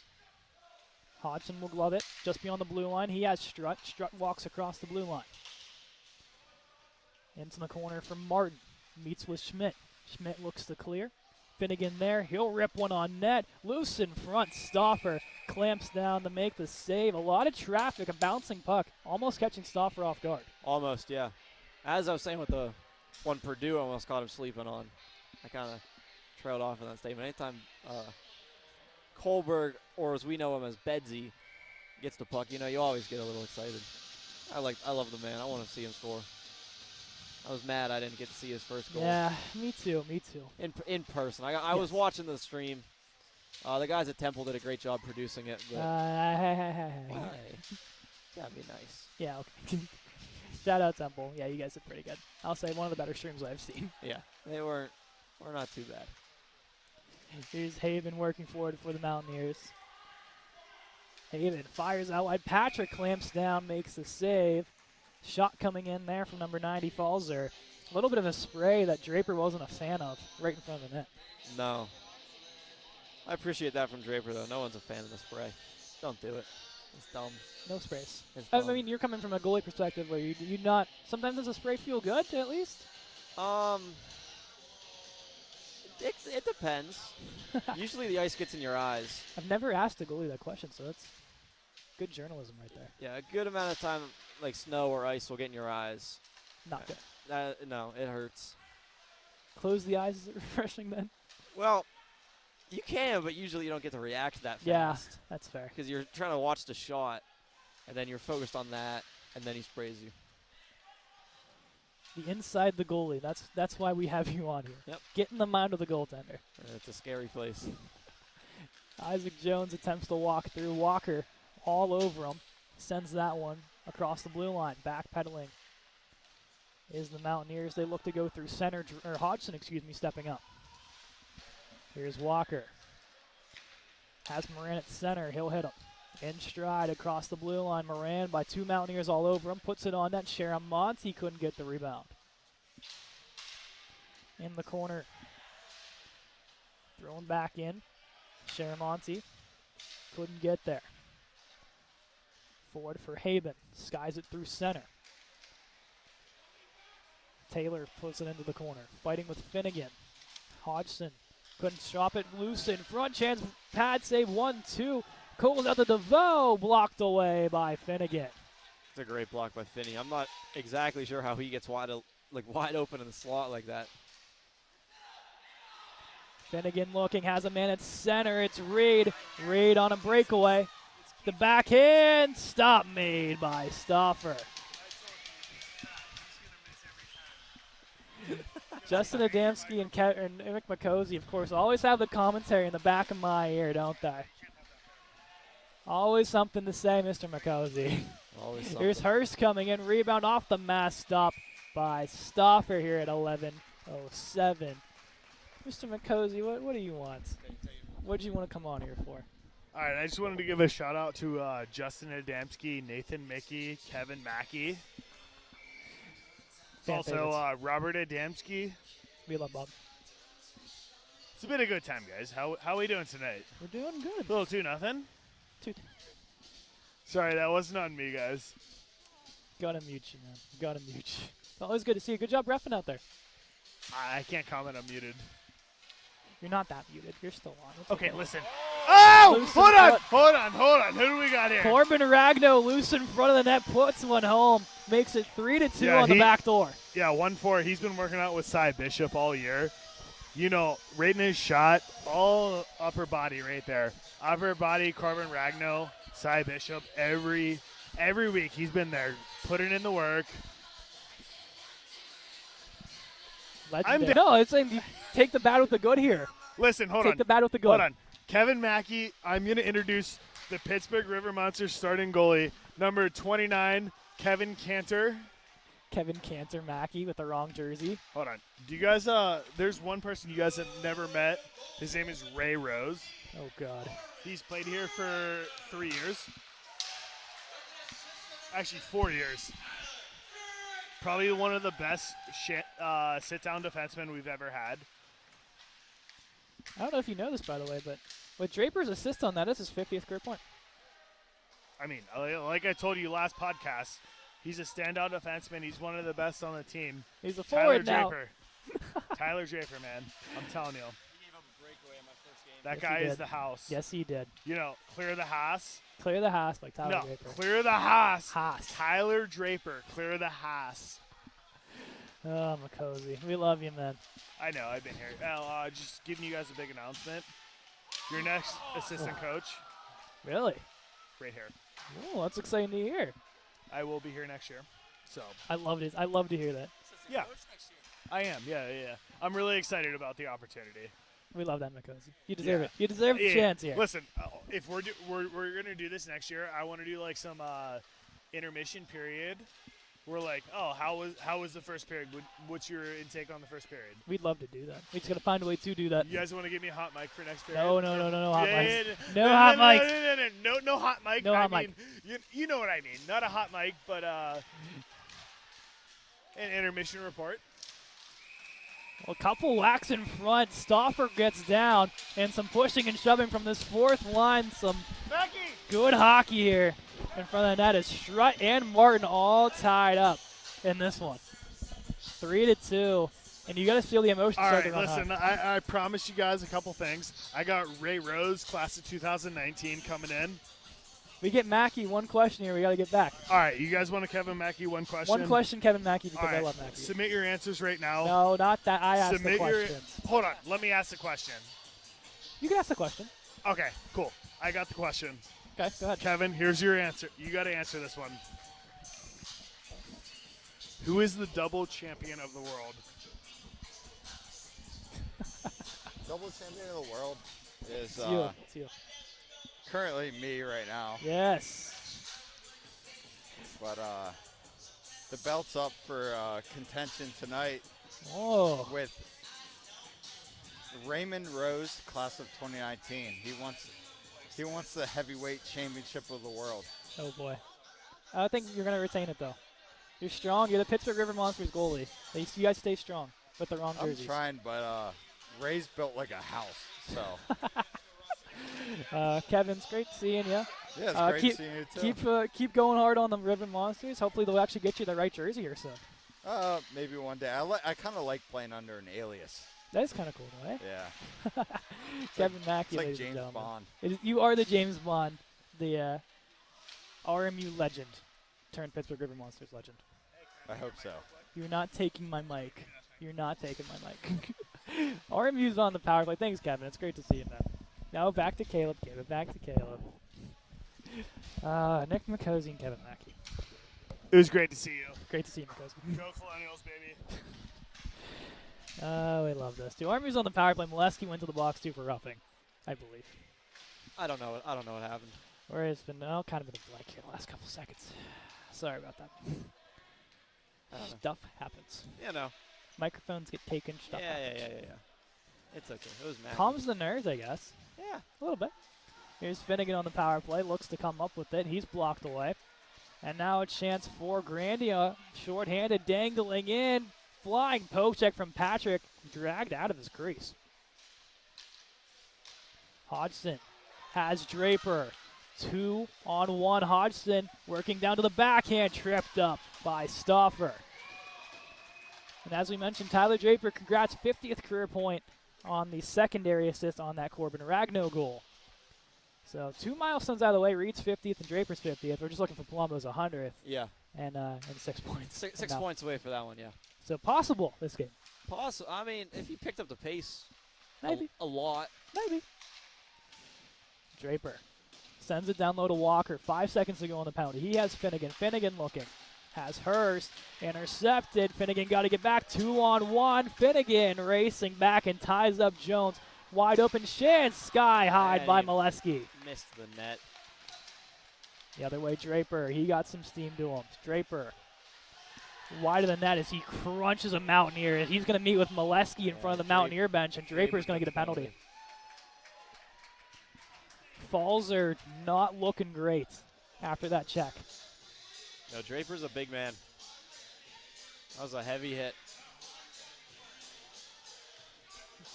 West Virginia 1 for 3 on the power play so far. Draper's going to sit here. 2 for cross-checking. Cross-checking. And I didn't really see the stick come up. I didn't see it either. But I could see maybe not an interference call, maybe.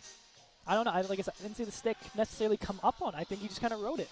Judging by Coach Joseph's reaction, I don't think he saw the stick either. Because he's yelling at the refs. Power play is a go here for the Mountaineers. As mentioned, 1 for 3 so far. Grandy plays this one back to Knorr. Down low to Grandy. Grandy fires one over the head of Patrick. Sharamonte with the flying poke check. Works its way out. Sharamonte touches it to Moran. 1-on-1 the other way. Moran fires one. Rolls wide. 3 shorthanded goals this season for Connor Moran. Leads the team in that category. Yeah, it doesn't surprise me at all, these two. I've said it a million times. They go at 1,000 miles an hour the whole game. Here's Caden Knorr. He'll roll behind the net. Knorr up high to Grandy. Glove down by Byrne. And we're going to get a hand pass called on the Colonials on Byrne. Stoppage here at 1:12 into this power play. 6:02 on the game clock.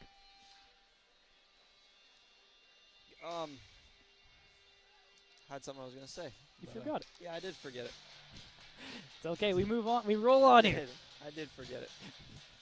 Back to the point it rolls. West Virginia looking to set up a chance in front. Murphy puts that wide.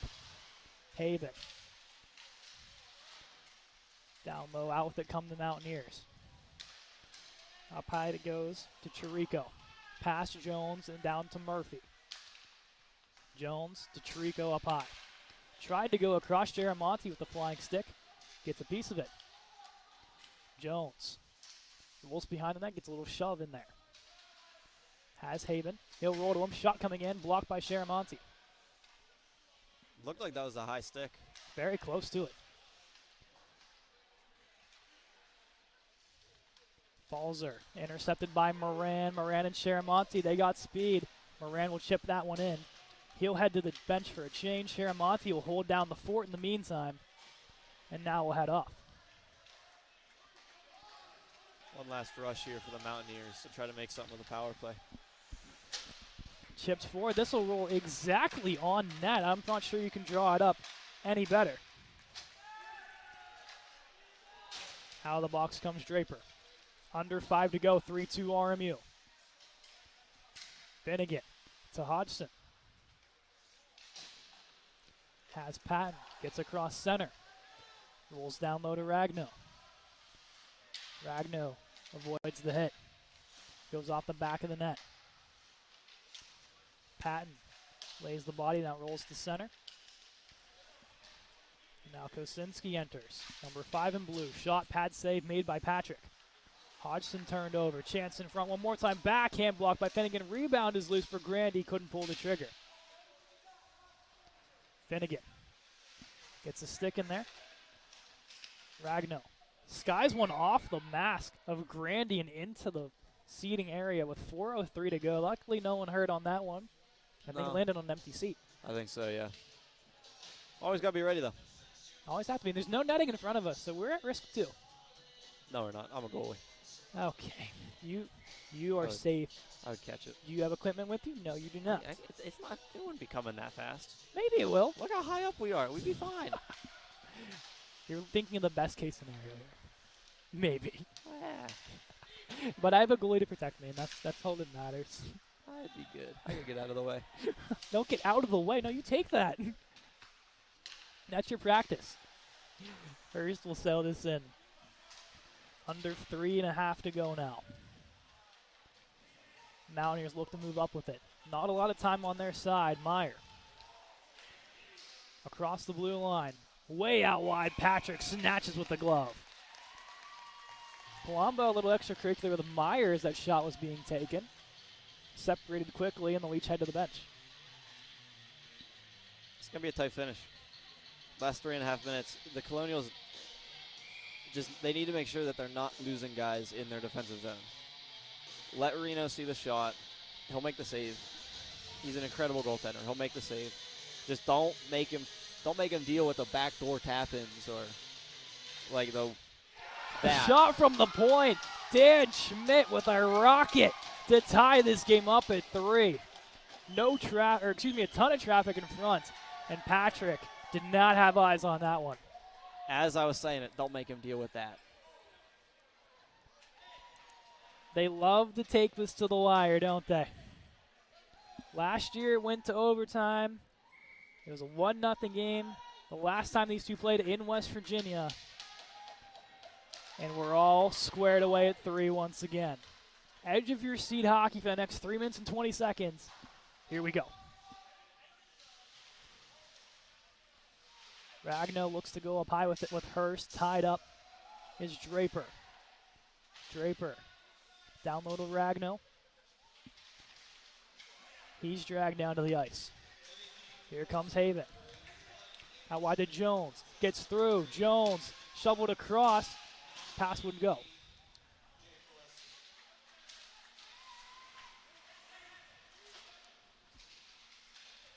Here's Jones. Drop pass save made off of Falzer's shot. Didn't catch the second assist on that one, but the goal will go to Dan Schmidt, his second, assisted by Molesky. And now Draper gets tied up in front of the net after an extra whack in front. trying not to take a penalty because 2:39, that takes you to the end of the period. Basically, yeah. In a tie game, that is the least of the ideal situations. Yeah, that's not what you want. All separated. No penalties. It's either side. Referees are going to let him play on, which I believe is the right call when where we were at in this game. Yeah, you always want to see the players decide it, not the officials decide it, especially now. Unless it's something egregious, let it go. Yes. Just let it go. Kept alive by Chirico. Hodgson chipped for Palumbo. He'll put it past center. The Mountaineers trying to get back. It's Hurst. Hurst gets through to Palumbo in front. Had Reed, couldn't connect, kept alive by Hodgson. He'll send this around the wall.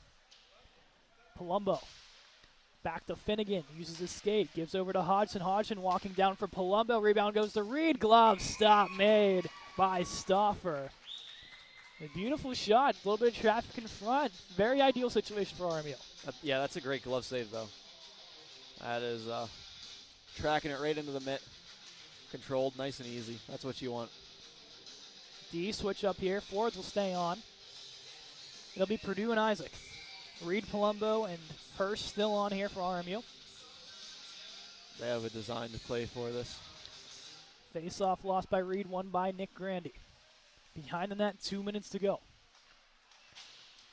Kosinski turns it over. Purdue will throw it back in. Meyer playing catch with his defense partner. They'll chip this forward to center. That'll go past this stick and be picked up by Nathan Isaac. For Palumbo, he whacks at it. That gets across center. No icing. Perfectly played by Palumbo. Minute and 30 to go. Meyer off the stick of Grandy into the corner. Purdue gives off to Cheramonti. Turned over at the blue line. Isaac quick to regain it. Isaac for Walker. Back to Purdue. Sends this one into the corner. Moran takes the hit. Walker fighting for it along the left wall. Sends it down low. 1 minute to go. Moran chops at it. Comes out to Walker. Back to Isaac. Isaac fires one loose in front. Mountaineers clear. Purdue chips this one in. Moran chasing. Isaac getting off behind the play for Hodgson. Out wide this rolls to Grandy. Into the far corner chasing it down. Chance in front. Does not go. Purdue with speed. Across the blue line, now center, he'll chip in. Offense changing, 30 seconds. Purdue takes down Carico, goes up high. As Palumbo, shoveled across the Reed. Stick goes flying out of the hands of a Mountaineer. In front, it rolls to Palumbo, would not go. Hodgson works out wide. 15 seconds. In front backdoor was Hurst, couldn't connect. Palumbo down in discomfort, no whistle. Hodgson's shot goes off the blocker. West Virginia trying to eat this clock. It's been all RMU. They'll send this the length of the ice on net of Patrick. And this one, for the second straight time on home ice here at Clearview Arena, we are heading to a 3-on-3 overtime. You like drama. You know this was going to happen. Yeah. You just had a feeling in the back of your minds that these two would take this to overtime. Yeah. Yeah. You just kind of knew. Last year, it took down to the last minute when Nate Mickey was set free on a breakaway to win this hockey game. RMU so this year has been fairly well. They defeated, so it's 52-48 in favor of shots on RMU, thanks to TJ. But the first one was, I believe, against Canisius. I stand corrected, and then that was the shootout winner by Michael Hurst. Yeah. And then the next weekend was Matt Purdue against Syracuse. Yeah. The OT winner. So 2-0, if I am stand corrected, in overtime? We beat Drexel in overtime. That's as right, well. you did beat Drexel. It's a 3-0. That was my first win. Yes, it was. So you've seen this enough. You've seen this RMU team at 3-on-3. What is their key to getting open and getting a good shot off? Controlling the puck. The sides controlling the puck. They don't Well, I control mean, the puck. I don't mean like what you see in the NHL where guys will come in the zone, then circle back, take 20 minutes. I mean like making good, solid, quality passes here and not throwing it away under pressure. Swapping sides of the bench are the Colonials and the Mountaineers now. I don't. It'll be RMU shooting to our right, West Virginia to our left. 5 minutes of overtime, 3-on-3 hockey.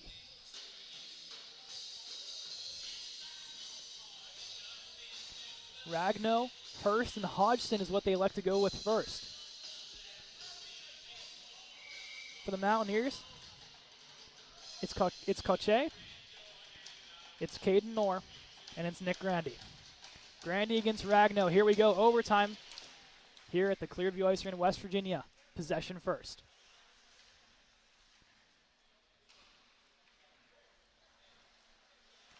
Rolled up with Nick Grandy with some speed coming down the right side. Grandy pulls up behind Patrick. He'll head up high with this one. Shot coming in, glove stop by Patrick. He'll play it off to Hodgson. With pressure coming, he'll put on the brakes as Hodgson spinning away. Hodgson across center. Works his way in. He has some room. Hodgson coming in. Stop made by Stauffer. Hodgson looking to go upstairs with that one. Yeah, that was nice. I'm not surprised here to see the two forwards that are coming out right here, Gio and Reeder. Finney defensively, they'll go Molesky, Meyer, and Haben for West Virginia. I was thinking starting with Gio and Reeder, but obviously Corbin and Hursty are not bad options by any means. Gio goes all the way back. It's a little slash in the process, and Reed will move it center. Forward for Palumbo. He got some speed down the right wall. Palumbo dancing in, trying to go 5-hole stop by Stauffer. That would have been another potential Sports Center moment there. That would have been beautiful. Meyer into the corner for Haben. Haben taking his time, has Meyer up high, couldn't corral the pass, and he has to backpedal. Reed chasing. Turned over. Reed one-on-one with Meyer. He'll hold up. Has Finnegan. Possession game now. They'll play it back to Palumbo. Hurst will step on. Now will Hodgson for Finnegan. Molesky off the ice for Grandy on the West Virginia side. Hodgson for Palumbo. Palumbo will head off for Ragno. RMU in the gray, shooting right. West Virginia in the blue, shooting left. Hodgson across the blue line. Steps back with this one. Gives off to Hurst. Hurst behind the net. Goes in front for Ragno. He's tied up. And now a chance the other way for the Mountaineers. Shot coming in, sailing wide of Patrick. Chance the other way. Hurst on a breakaway. Here he comes. Michael Hurst down the right side. Backhand scores. Michael Hurst in overtime. For the second straight year in a row, RMU defeats West Virginia in extra time. What a goal. You want to guess who the hero was in the first shootout game? Michael Hurst. Michael Hurst. Does he have the hero genetic or what? Apparently. And it's almost identical to how RMU won last year. A breakaway. That's exactly what I was thinking. A breakaway. Forehand, backhand. Boop. Breakaway coming off of this right wall right here. That's exactly what I was thinking. It looks almost identical. Something about these games, Caleb. Always intense. They're always a lot of fun.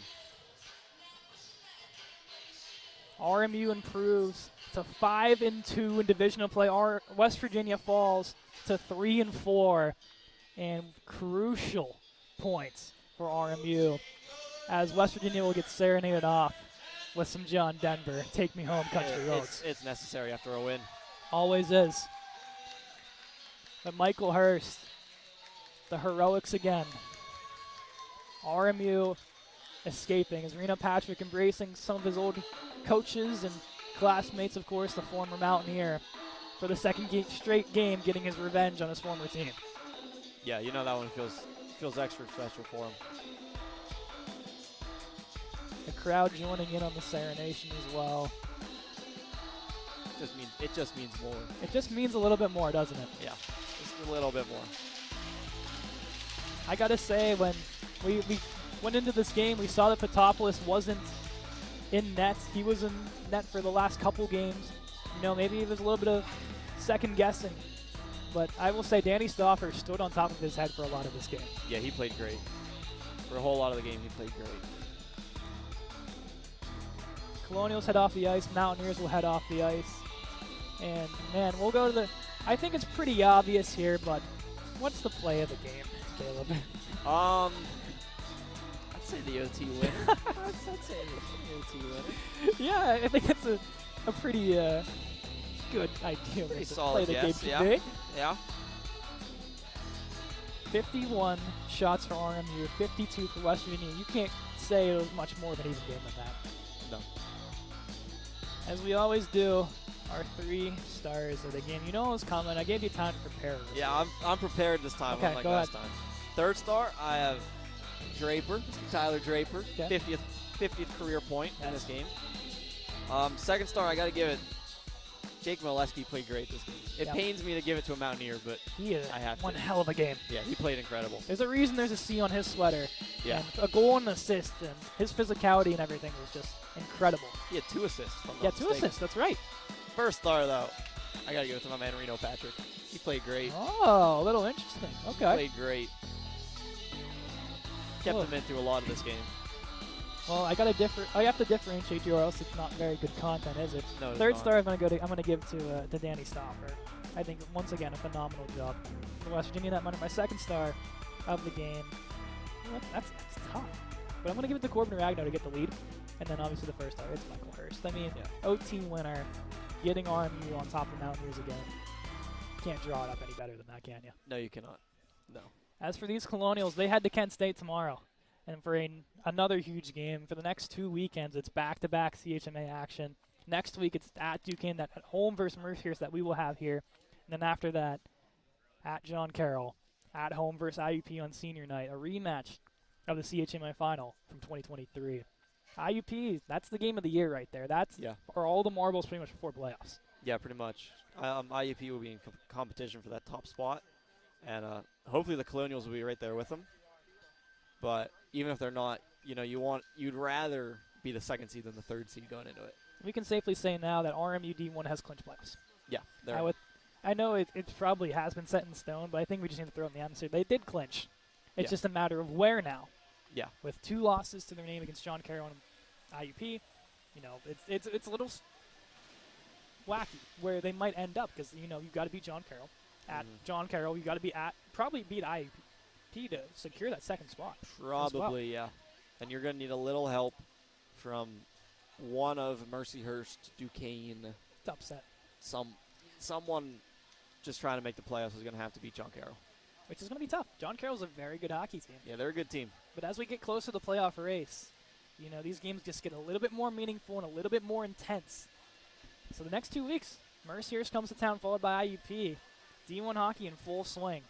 But for us here, Caleb McCabe, I'm Caden McCrory. Thank you all for tuning in for another historic game of West Virginia versus RMU. We will see you guys tomorrow at, I believe, 2:30 p.m. as the RMU women's hockey team takes on Mercyhurst University